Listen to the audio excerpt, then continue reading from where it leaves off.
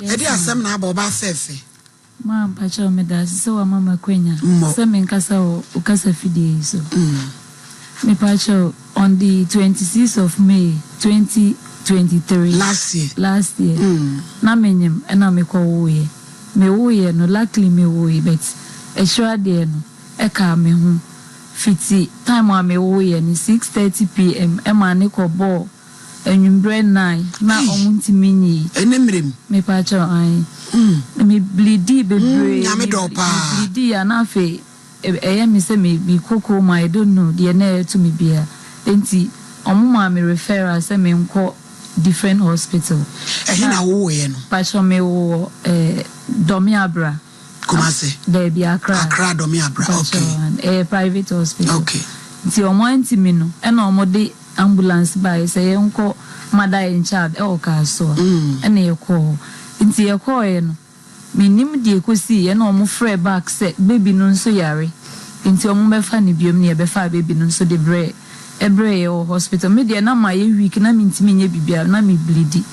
e na doctors ne be ye de omo betimi hwe ya amba still ti omo ja me obed no so mama me da bed no so ma de chin Saturday na kira de nda sushi me pa chon an e Ghana de onyame obo ye ho ba ndosu omo se mi ni di mama no so mama nya hwe me da ho no mo a me hwe de ebesi me ba no so omo so yare nti omo hwe no nti me ye mienu nyina obi e struggle ena me de me da ho nti bi hu ya ne say omo di makoti ata ena omo koye DNC no mu ye chirade nti manite Sunday area be 12 to 1 mu ho na me bisa omo say me ba no we because hu say me mawo bet me hu me ba no omo say oba ne okay o machine mama na me ba na free bet no omo nti me mo mama ne because of na me kunu ni ho o de akra ne ko fie e kwa kosie no fine nyame ya do mama ye yi me mate me end the day because baby ni bi ofie nti we yakwa me nkwa ho me de amanya me obenya foforo na me san kwa tanasimpo ahwe omo amija omo mi ko dru fia mi ntimi nya hwe ma DNC ni nti omo te ma se wide omo ti kosi eni ati abom anu ne friend try excellent no mama fight ati abom what to no wa na bom wo kwa desi hili man tini afam tina mi ntimi emfa meto ensi onyanti mukono mama what Debbie mama ye bon komo ba you bo PSA mama ntimi free e hono mo ba mi free hospital ba fie na mi ntimi nya bibia na mi moja 6HB ntimi ye mistake ameti ahwe ti doctor no po no mpese obayi me na me se me da ho no mi ni obia around obeba be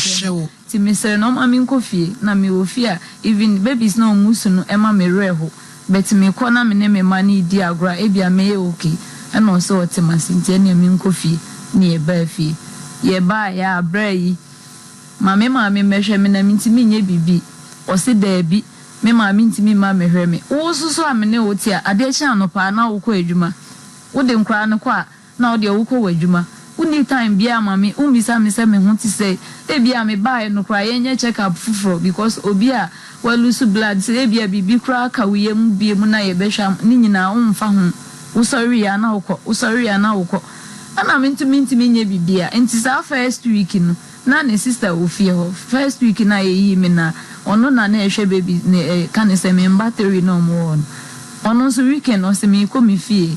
no akwaja na fe ye bre ana me so ntimi nye bibia enti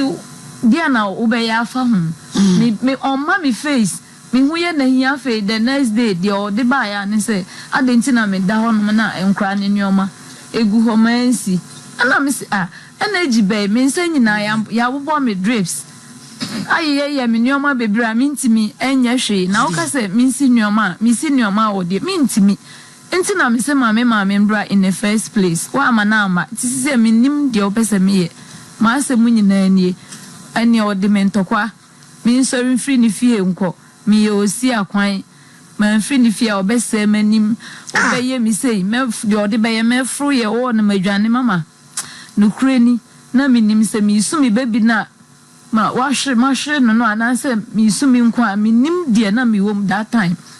na to aso afi oba oma me bed hobie yes apono na nkasampo on man kra no so mma me nchen that time no omoko sorry am pa fati ukesi uri akọ baby uri akọ nhira me pa cho ani oko ma me fe o me pa cho ani ma me fe good afternoon na ede ne si ede ne kosi was ya kan wi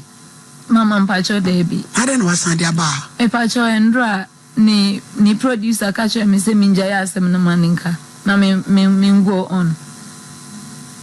And I mean to me soon go on because me empty handed. Bibi ani me hu. Chaso. Let her join this case. My friend me fi. Na me busa na semuni. Why? It yen fancy her.